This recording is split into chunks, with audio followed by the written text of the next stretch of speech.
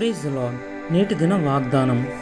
అన్యజనుల ఎదుటను రాజుల ఎదుటను ఇశ్రాయేలుల ఎదుటను నా నామం వరించుటకు ఇతడు నేను ఏర్పరచుకొని నా సాధనమై ఉన్నాడు. అపొస్తలుల కార్యములు 9:15.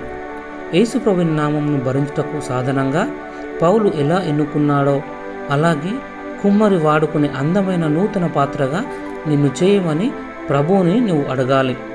ప్రతి ఉదయం నీ దేహాన్ని పరిశుద్ధాత్మనికి సమర్పించు. ప్రత్యేకంగా యవనస్తుల్లో శోధనలో పడకుండానట్లు పరిశుద్ధాత్మని సహాయం తీసుకోవాలి. మన పరలోకపు తండ్రి కుమ్మరి, మనము మట్టి. కుమ్మరి పాత్రను చేసినప్పుడు మట్టి ఎలా అడ్డు చెప్పదో అలాగే నిన్ను పరిశుద్ధతలోనికి పరిపూర్ణతలోనికి నడిపించుకునాలనే మన పరలోక కుమ్మరికి నీవు సమర్పించుకోవాలి. యేసుప్రభు 12 మంది అపోస్తులను ఎన్నుకున్నాడు. యూదాను కూడా ఎన్నుకున్నాడు, కానీ అతను తప్పిపోయాడు.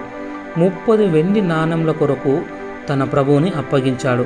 యజమానుని వెంబడించేందుకు తీసుకున్న నిర్ణయం జీవితకాల ఒప్పందమై ఉండాలి. యజమానునికి ఎంతగా నీవు లోబడితే అంత మంచి పాత్రగా ఆయన చేతుల్లో ఉంటావు.